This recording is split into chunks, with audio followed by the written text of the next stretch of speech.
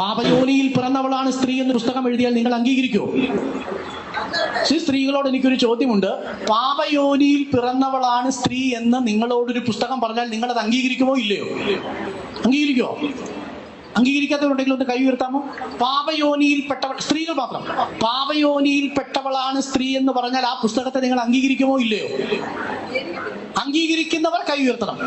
അംഗീകരിക്കുന്നവർ. അംഗീകരിക്കുന്നില്ല. പാപയോനിയിൽ പെട്ടവളാണ് സ്ത്രീ എന്ന് പറഞ്ഞാൽ നിങ്ങൾ അംഗീകരിക്കുന്നില്ല. അങ്ങനൊരു പുസ്തകമുണ്ട്. ആ പുസ്തകത്തിന്റെ പേരാണ് ഭഗവത്ഗീത. നിർഭാഗ്യവശാൽ സ്ത്രീക്ക്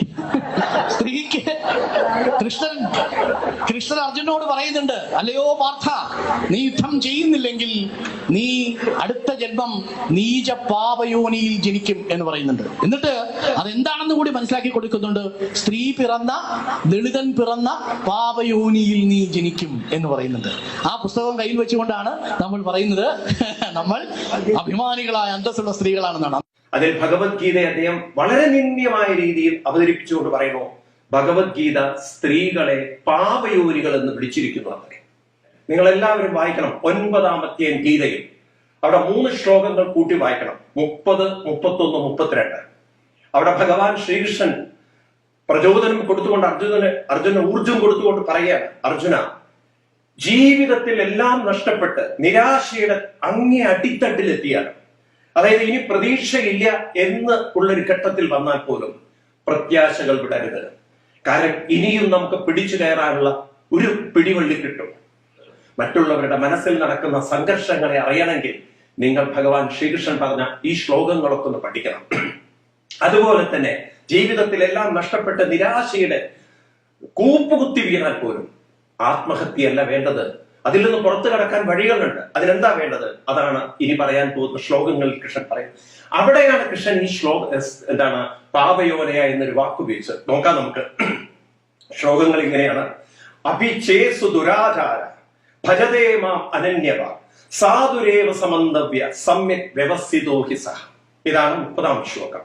പറയുന്നത് ദുരാചാരം എന്ന് പറഞ്ഞാൽ ചിന്ത മുഴുവൻ തെറ്റായി, വളരെയധികം ദുർബലമായി, ജീവിതത്തിൽ എല്ലാ പ്രതീക്ഷകളും കൈവിട്ടുകൊണ്ട് മനസ്സ് മുഴുവൻ സംഘർഷങ്ങളും പ്രയാസങ്ങളും നിറഞ്ഞ് ജീവിതം മതിയായി എന്ന് തോന്നുന്ന ഘട്ടത്തിൽ പോലും അല്പം ഒരു സത്സംഗം കേൾക്കാൻ സാധിച്ചാൽ, ഒരു തീർത്ഥാടനം ചെയ്യാൻ സാധിച്ചാൽ, എവിടെയെങ്കിലും ഒരു നല്ല ചിന്തയിലേക്ക് മനസ്സ് തിരിച്ചുവിടാൻ സാധിച്ചാൽ, ഭജതേ ഭജിക്കാൻ സാധിച്ചാൽ, ക്ഷിപ്രം, അടുത്ത ശ്ലോകം, ക്ഷിപ്രം ഭവതി ധർമാത്മാ ശാന്തിമതി ഗച്ഛതി കൗന്ദേയ പ്രതിജാനേഹി നമേ ഭക്ത പ്രണശ്യതി.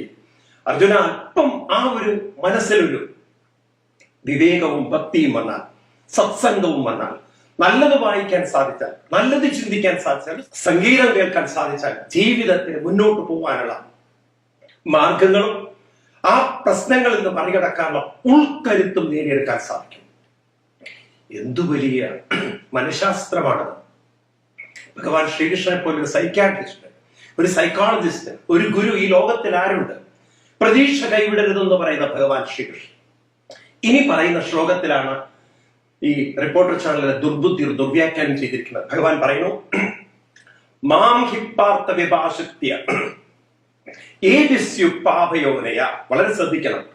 മാം ഹിപ്പാർത്ഥ വിഭാഷത്യ. ആരാണോ അർജുന മനസ്സില് സംഘർഷങ്ങളും പ്രയാസങ്ങളും ഒക്കെ ഉള്ളവര്, അവരെയാണ് ഭഗവാൻ പാപയോനയ എന്ന് പറയുന്നത്. പാപയോനി, ഈ വാക്ക് വളരെ ശ്രദ്ധിക്കണം. സ്ത്രീകളെ അല്ല പാപയോനി എന്ന് പറയുന്നത്. മനസ്സ് മുഴുവൻ പാപചിന്തയാൽ നിറഞ്ഞിരിക്കുന്നവൻ. യോനി എന്ന വാക്കിന്റെ അർത്ഥം ഈ മനുഷ്യൻ സ്ത്രീകളുടെ ശരീരത്തിലെ ഒരു അവയവമായി കാണുന്നതുകൊണ്ടാണ് ഇവരാണ് നിന്ദ്യന്മാര്. ഭഗവാൻ യോനി എന്നതിന് അർത്ഥമാക്കിയത് കേവലം ഒരു സ്ത്രീയുടെ ശരീരത്തിലെ ഒരു അവയവത്തെ കുറിച്ചല്ല. യോനി എന്ന് പറഞ്ഞാൽ ഹൃദയം, കാരണം. കൃഷ്ണനെ ഗീതയിലും ഭാഗവതത്തിലൊക്കെ സ്തുതിക്കുന്ന സമയത്ത് ഈ വാക്കുകൾ അനവധി തവണ വരും. ഭഗവാൻ നിങ്ങൾ വിഷ്ണു സഹസ്രനാമത്തിന്റെ ലാസ്റ്റ് ഭാഗം നോക്കിയാലും അവിടെയും കാണാം ഈ യോനി എന്നൊരു വാക്ക്. അപ്പൊ അവിടെ യോനി എന്നതിന് കാരണം എന്നാണ് അർത്ഥം, അല്ലാതെ സ്ത്രീകളുടെ ശരീരത്തിലെ ഒരു അവയവം എന്നല്ല അർത്ഥം. അത് ഈ സംസ്കൃതം അറിയാത്ത ഇത്തരം ദുർബുദ്ധികളുടെ ദുർവ്യാഖ്യാനമാണ്. കാരണം അവർക്ക് ഫിസിക്കലി കാണാൻ സാധിക്കുന്നു. കാരണം, എല്ലാറ്റിനും കാരണം. അപ്പം മനുഷ്യന്റെ മനസ്സ് മുഴുവൻ സംഘർഷങ്ങളാൽ, പിരിമുറുക്കങ്ങളാൽ, പാപചിന്തകളാൽ നിറഞ്ഞിരിക്കുന്നു എങ്കിലും ഭഗവാൻ പറയാണ്, പ്രതീക്ഷ വിടരുത്. മാം വിഭാഷത്യ എന്നിലേക്ക്, എന്നെ ആശ്രയിച്ചാൽ, എന്നിലേക്ക് ശ്രദ്ധ തിരിച്ചാൽ. എന്നിലേക്ക് ശ്രദ്ധ തിരിക്കുക എന്ന് പറഞ്ഞാൽ എന്താണ്? ഒന്ന് ക്ഷേത്രത്തിൽ പോകും നിങ്ങള്. അതുപോലെ തന്നെ എത്രയോ ആളുകൾ ജീവിതത്തിൽ രക്ഷപ്പെട്ടില്ലേ. ഭഗവത്ഗീതയിലെ 6-ാം അധ്യായത്തിൽ 5-ാം ശ്ലോകം എടുക്കൂ. അത് ഭഗവാനിലേക്ക് തിരിയുന്നതിന് തുല്യമാണ്. അവിടെ നിങ്ങൾക്ക് പ്രചോദനം കിട്ടും, ഒരു ശക്തി കിട്ടും.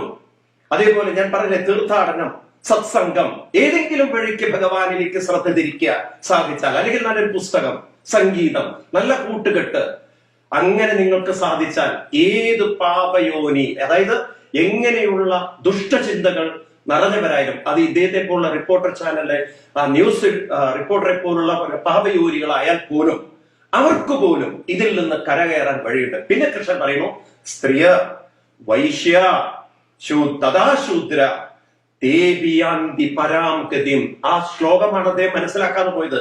തേബിയാന്തി പരാം ഗതിം. സ്ത്രീകളാവട്ടെ. എന്താ ഭഗവാൻ സ്ത്രീകൾ എടുത്ത് പറയാൻ കാരണം? സമൂഹത്തിൽ എപ്പോഴും വിഷമങ്ങളും വേദനകളും കഷ്ടപ്പാടും കൂടുതൽ അനുഭവിക്കുന്ന സ്ത്രീകളാണ്. അവരോട് പറയണം, പ്രതീക്ഷ ഒരിക്കലും കൈവിടരുത്. ഒരു കുടുംബം കൊണ്ടു നടക്കുന്നതിന് ബുദ്ധിമുട്ട് ഭഗവാൻ മനസ്സിലാക്കിക്കൊണ്ടാ പറയുന്നത്. സ്ത്രീകൾക്ക് കഷ്ടപ്പാടുകളും ബുദ്ധിമുട്ടും മാനസിക വേദനകളും കൂടുതലായിരിക്കും. പ്രതീക്ഷകൾ കൈവിടരുത്. സ്ത്രീകളാവട്ടെ. വൈശ്യന്മാരെന്ന് പറഞ്ഞു കഴിഞ്ഞാൽ ഒരു സമൂഹത്തിലെ ഒരിക്കലും ഒരു താഴ്ന്ന വിഭാഗം എന്നുള്ള എനിക്കല്ല, ബിസിനസ് കമ്മ്യൂണിറ്റി എന്നാണ് അർത്ഥം. കച്ചവടക്കാരാണ്, വാണിജ്യം ചെയ്യുന്നവരാണ് വൈശ്യന്മാർ. അവർക്ക് സ്ട്രെസ്സും ടെൻഷനും ഒക്കെ ഉണ്ടാവും, കാരണം കച്ചവടത്തിൽ ലാഭനഷ്ടങ്ങൾ ഉണ്ടാവും.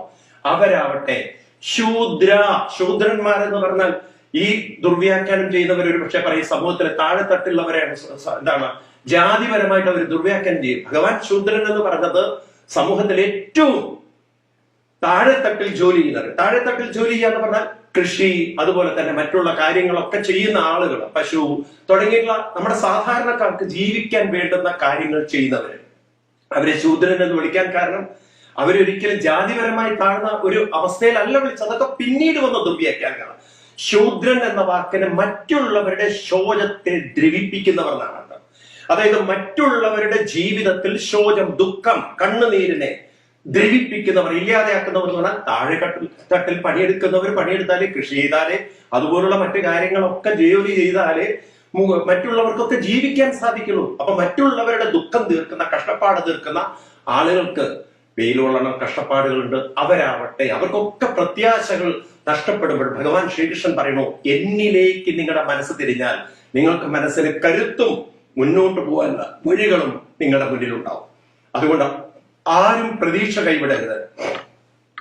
മുന്നോട്ട് പോകാനുള്ള വഴിയും കരുത്തും നിങ്ങളുടെ കൂടെ ഉണ്ടാവും. അതുകൊണ്ട് ആരും പ്രതീക്ഷ കൈവിടരുത്.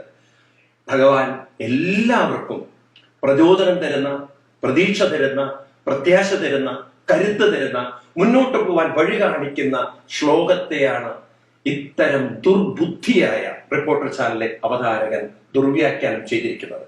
അത് ഭഗവത്ഗീതയോട് കാണിച്ച അങ്ങേറ്റത്തെ കടുത്ത അവഹേളനവും നിന്ദ്യമായ പ്രവൃത്തിയും. ഇതിനെ ശക്തമായി അപലപിക്കുന്നു. എല്ലാ ഹിന്ദുക്കളും ഇത്തരം കാര്യങ്ങൾ ഒറ്റക്കെട്ടായി അപലപിക്കണം. അതുപോലെ ഇത്തരം ആളുകൾ ഇനി മേലാൽ ഭഗവത്ഗീതയെ ദുർവ്യാഖ്യാനം ചെയ്യാൻ അതിന് ശക്തമായ മറുപടി നമുക്ക് കൊടുക്കണം. കാരണം ഹിന്ദു സമൂഹത്തിൽ ഈ ഒരു സ്വാതന്ത്ര്യം അവർക്കുള്ളതിന് കാരണം നമ്മളെല്ലാവരും അത്രയും സഹിഷ്ണുത ഉള്ളത് കൊണ്ട് മാത്രമാണ്. ഇത് വേറൊരു മതത്തിലായിരുന്നെങ്കിൽ അയാൾ 101 തവണ മാപ്പ് പറഞ്ഞ് അല്ലെങ്കിൽ ആ ചാനൽ ഒന്ന് പൂട്ടിക്കാണും. അതുകൊണ്ട് ഇത്തരം ആളുകൾ എടുക്കുന്ന ഇത്തരം ദുസ്വാതന്ത്ര്യത്തെ നാം ബോധപൂർവ്വം മനസ്സിലാക്കി അവർക്ക് ശക്തമായ മറുപടി കൊടുക്കാൻ എല്ലാവരും അതിന് മുന്നോട്ട് വരണമെന്ന് പറഞ്ഞുകൊണ്ട് നിർത്തുന്നു.